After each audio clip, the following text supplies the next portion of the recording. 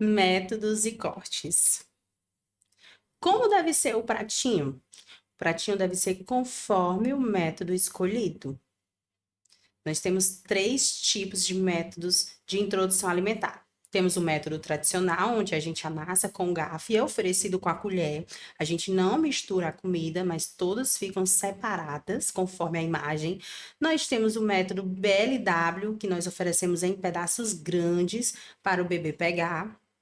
E nós temos o método participativo, amassado com garfo e também oferecido pedaços grandes para o bebê pegar.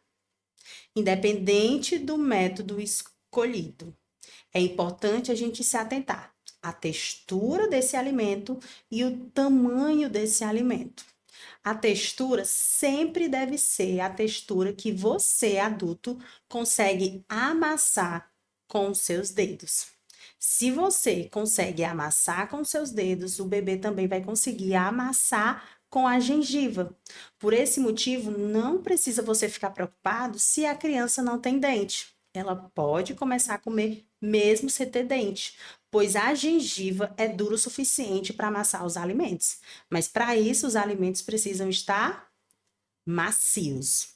Outro ponto importante, o tamanho desse alimento. Se você não vai oferecer amassado com garfo, o tamanho precisa ser o suficiente para o bebê pegar com a sua palma da sua mão. Então, você sempre observe se esses alimentos é o suficiente para ele pegar. O brócolis é um alimento maravilhoso. É o tamanho ideal da mão do bebê. Se você vai cortar uma cenoura, ela precisa ter pelo menos um dedo e meio de largura, uma batata. Então, todos os alimentos precisam ser um tamanho suficiente para o bebê pegar.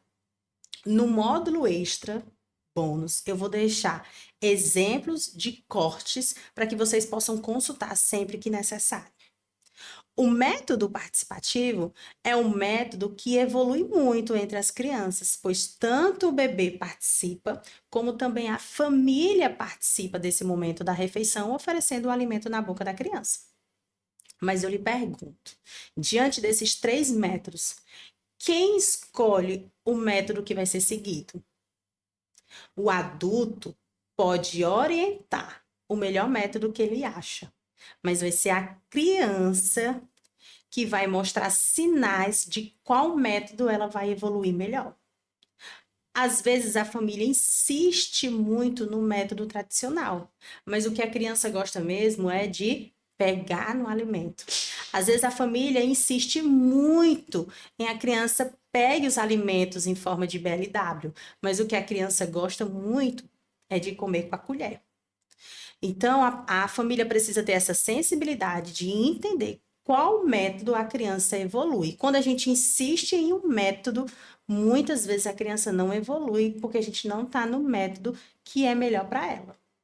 Por isso que o método participativo, ele tanto a criança trabalha, como a família também trabalha no momento da refeição. Então, é um trabalho conjunto. E tem algumas frutas que a gente precisa ter algumas observações. A maçã é uma delas. Você percebe que a maçã é um alimento que a gente não consegue amassar com os dedos, como eu falei? É um alimento duro, é uma fruta dura, então ela precisa ser oferecida cozida ou assada, ou em fatias bem finas, ou em forma de purezinho, raspada. A partir do momento que a gente oferece uma maçã inteira para aquela criança, na forma que ela é, in natura, o risco de engasgo é grande, porque ela é um alimento duro. Assim também uma pera que não está tão madura. Diferente de uma banana, que a gente consegue amassar com os dedos. Então, vocês percebem a diferença? Outra observação: frutas que têm sementes. As sementes que são grudadas na polpa da fruta, como a goiaba, como o tomate, a gente não precisa retirar essas sementes, porque elas não têm risco de engasgo, elas são grudadas na polpa. Então, você pode oferecer sem se preocupar. Outro alimento que a gente pode e deve oferecer: maracujá. Apesar de ser azedo, muitas crianças gostam. Às vezes, nas primeiras vezes, eles podem fazer um pouco de careta, mas eles, com o passar do tempo e a persistência, eles começam a amar maracujá. Então, esses são exemplos que você pode observar que a textura é fundamental. Às vezes a família fica muito preocupada com o risco de engasgo, mas se a gente tem o alimento no tamanho ideal para aquela criança pegar, e se a gente está na textura certa, diminui muito o risco de engasgo, certo? Então, no módulo bônus, eu vou deixar para vocês opções de corte para todos os alimentos. E sopa? Como funciona? Como funciona a comida liquidificada, peneirada, misturada? Eu posso oferecer, a partir do momento que eu ofereço esse alimento misturado, amassado, triturado, seja no mix, seja na peneira, eu vou estar limitando aquela criança de identificar os sabores, pois vai estar tudo misturado. Ela não vai entender qual é a textura de cada alimento, pois o brócolis tem uma textura diferente da cenoura, que tem diferença na abobrinha. Então, cada alimento tem a sua textura e tem seu sabor. Quando eu junto todos, a criança não consegue identificar nem os sabores, nem as cores, nem o cheiro. E isso vai plantando uma possível seletividade futura. Então, quando a gente separa os alimentos, oferece à criança de forma individual, a criança pode estar plantando nela hábitos e construindo uma alimentação com um leque maior de possibilidades que ela venha a gostar. Além que também o fato de amassar, liquidificar os alimentos, a gente pode estar trazendo prejuízo para a mastigação. Muitas crianças chegam a 1 ano de idade, às vezes 2 anos, com dificuldade na mastigação de carnes, frangos, pois não foi estimulado o músculo da face. Então, a alimentação ela é um momento de desenvolvimento da criança. É uma atividade diária, prática de atividade sensorial. Então, diariamente, aquela criança vai estar em atividade sensorial. Olha que maravilha. Então, é a oportunidade de oferecermos cores e sabores e texturas diferentes.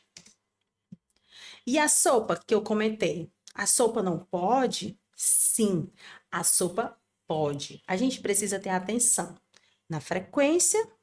Então, a sopa ela não deve ser oferecida de forma rotineira, pois a criança ela gosta de facilidade. Então, a partir do momento que eu ofereço a sopa, ela é um alimento mais pastoso, mais molhado, mais fácil de mastigar. Então, a criança sempre vai gostar de facilidade. Então, quando você tiver uma sopa e um pedaço de carne, ela vai preferir a sopa, porque é mais fácil e não tem trabalho para que ela venha mastigar aquele alimento. Então, a gente precisa ter atenção só na frequência. A gente também precisa ter atenção no tamanho dos legumes. Então, legumes seja grande para que a criança observe o que tem dentro daquela sopa. E não picadinhos, onde ela não entenda o que tem dentro daquele alimento, certo? Evite o excesso também de carboidratos. Então, sopas que vai arroz, macarrão, batata, inhame, batata doce, são excesso de carboidrato. Escolha uma fonte de carboidrato para essa sopa. Como oferecer as folhas? As folhas muitas vezes são ignoradas na fase de introdução alimentar. Coloca o foco mais nas frutas e nos legumes. E o fato das crianças não serem familiarizadas com as folhas, elas acabam não aceitando quando chega na fase escolar. Então, quais são essas folhas? Alface, rúcula, acelga, repolho, espinafre, couve-manteiga. Então, vocês podem oferecer essas folhas, sempre refogada, picada ou misturada em algum alimento. Misturada no arroz, misturada no purê, misturada na carne ou macarrão, mas sempre de forma picada ou em alguma preparação, certo? Crua somente após 1 ano por conta do risco de engasgo.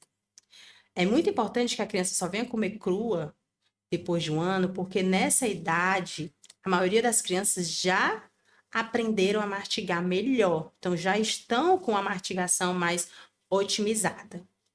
Outro ponto muito importante é quando forem picar as verduras, não picar muito pequena ao ponto de desaparecer. Porque é importante que ao olhar para o prato, a criança consiga identificar que ali existe um verdinho, que ali existe uma verdura.